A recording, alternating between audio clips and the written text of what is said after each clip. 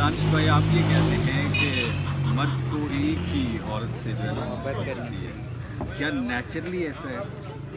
मेरा ये ख्याल है कि naturally man is inclined to multiple females.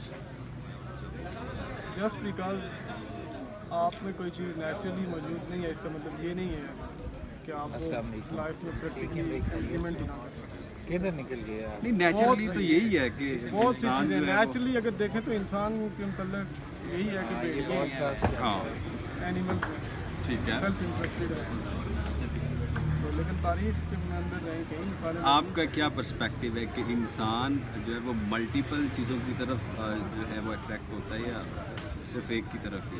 Temptation होती है, टेम्पटेशन को मैं कभी भी डिनाई नहीं करता, लेकिन ये आपका अंदर कोडिफाइड वैल्यू सिस्टम है जो आपको रिस्ट्रेन करता है, जो आपको रोकता है, जो आपको बताता है कि नहीं बाबा तुम किसी और के हो। तो कोडिफाइड सिस्टम भी तो वेरी कर सकता है ना? नहीं वैली करता। Codified system universally acknowledge, universally लोग अपेरेंटली दिखाते जरूर है, यूनिवर्सली एप्लीकेबल, यूनिवर्सली एक्नॉलेज, उसमें कोई डिफाइन नहीं है। जो चीज़ सच है वो सच है, जो झूठ है वो झूठ है, जो कौन सा है वो स्टैंडर्ड डिफाइन करेगा कि इसके अंदर कोडिफाइड वैल्यू सिस्टम है और ये उसको फॉलो कर रहा है? किस इसे ऐसे ही कोडिफाइड सिस्टम को आपका एटीट्यूड रिफ्लेक्ट कर लेता है कि आप क्या लेके फिर रहे हैं, आपका तर्ज अमल बता देता है कि आप क्या लेके फिर रहे हैं, आपके अंदर क्या है क्या नहीं है, ठीक है।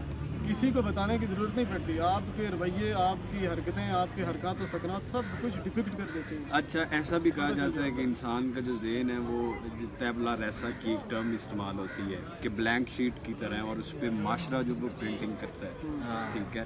तो सोसाइटी तो डिफरेंट है ना, ठीक है, तो प्रिंटिंग जो होगी हर इंसान की डिफरेंट होगी, तो आप ये कैसे इसको जनरलाइज कर सकते हैं? और इसमें मैं भी ऐड करूँगा कि आपका कॉन्टेक्स्ट आपकी बिहेवियर को शेप करता है टू लार्ज एक्सटेंट, जिसके कॉन्टेक्स्ट जिस सोसाइटी जिन मतलब उसमें आप रह रहे होते हो टर्म्स और कंडीशंस में, वो आपकी पर्सनैलिटी को, आपकी बिहेवियर को सब कुछ मेरा इस मेरा इस बात के ऊपर ईमान है, कामल ईमान है, अकीदा है क्या कि जो चीज़ें आप अपने अंदर पुख्ता अकीदे के तौर पर रासख कर दें कि यार ये डिफाइंड वैल्यूज़ हैं, ये प्रिंसिपल्स हैं, ओके, आपके मजबूत आसाब आपको कभी भी भटकने नहीं देंगे। सोसाइटी बेशक डिक्टेट करती रहे, सोसाइटी के अंदर टेम्पटेशन है, आप ऊपर चले जाए पॉइंट के ऊपर तो आपको टेम्पटेशन होगी ना, आप कहेंगे कि यार इधर भी जाऊँ इधर भी जाऊँ। नहीं तो ये तो आप बिलीफ सिस्टम की तरफ आ रहे हैं।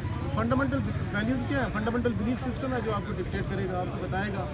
टेम्पटेशन, इस्लाम का जो temptation of concept of temptation है ना, वो भी यही है कि आपको बुनियादी तौर पर चीज़ें अपनी तरफ माइल करेंगी, आप टेम्प्ट होंगे, उसकी तरफ अट्रैक्ट होंगे, लेकिन वो क्या चीज़ है जो आपको रोकेगी? वो आपका इंटरनल वैल्यू सिस्टम है, वो आपके अंदर इंटरनल सेल्फ। अच्छा, ये मुझे नहीं समझ आ रही कि इंटरनल वैल्यू सिस्टम क्या होता है? Internal value internal value system वो है कि जो आपने कोडिफाइड फॉर्म में, कोडिफाइड फॉर्म से बात की है कि जो आपने with the passage of time learn किए, अपने अंदर इनकलकेट किए ये जिनको सोसाइटी एट लार्ज भी एक्नॉलेज करती है कि हाँ बेशक डॉक्यूमेंट्स नहीं लेकिन एग्जिस्ट करती हैं ये वैल्यूज। सोसाइटी भी कहती है कि हाँ यार ऐसा होना चाहिए, वो करती है नहीं करती वो बात लेकिन एक्नॉलेज जरूर करती है कि होना चाहिए। तो मैं उन वैल्यूज की क्या सोसाइटी की बाउंड्रीज हैं? इसको मज़ीद बेहतर बनाने के लिए फॉर एग्जाम्पल आप सोसाइटी को पता है कि क्या सच है क्या झूठ है, क्या ऑनेस्टी है क्या डिसऑनेस्टी है, आप जो मर्जी उसके अंदर करना है वो ऑनेस्टी रहेगी, डिसऑनेस्टी रहेगी। आप सच को झूठ बना के बेच के उसको सच नहीं बना सकते, वो झूठ ही रहेगा, at the end of the day उसने झूठ ही रहना। ये बेसिक बातें हैं, ये बेसिक एलिमेंट्स हैं जो डिफाइन नहीं। Definition of right and wrong ये चेंज हो जाती है सोसाइटी से आप जब शिफ्ट करते हैं। क्या सोसाइटी की बाउंड्री वाल्स है? फंडामेंटल देखें, फंडामेंटल जो राइट्स होते हैं ना, जैसे राइट टू एग्जिस्टेंस है, ये राइट टू एग्जिस्टेंस ये तो बहुत फंडामेंटल, ये यूरोप में भी है, फंडामेंटल राइट टू एग्जिस्टेंस से ही रिलेटेड है। आपने एक सोसाइटी के अंदर रहना है, कौन से उसूल होंगे, कौन सी वैल्यूज होंगी जिनके तहत आप अपनी ज़िंदगी गुजारेंगे, फैमिली के अंदर कैसे ज़िंदगी गुजारेंगे, भाइयों के साथ आपका तर्जुमा क्या होगा, ये आपके अंदर सदियों से मौजूद है ये वैल्यू। कोई आपने कल नहीं सीखी या सोसाइटी ने कल आपके ऊपर मुसल्लत नहीं की, ये सदियों से ट्रांजिशन होती आ रही है आपके अंदर, रास्ते हो चुकी है। ये फ्रीडम ऑफ एक्सप्रेशन जो है ये यूनिवर्सल है।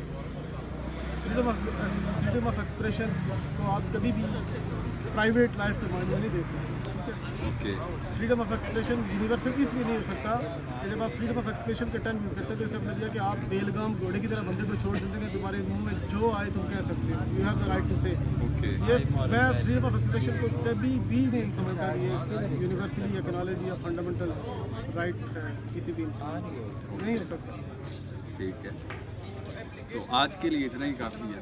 ठीक है, कल मिलते हैं, उम्मीद है आफाका होगा। अफाका होगा और आपने अपनी राय का इजहार भी करना है और कोशिश करेंगे इस बंदे को आपने इसके जो आर्गुमेंट्स हैं ना उनको निगेट करना है। अगर आप में नहीं आप ना भी कहें वो करेंगे ओके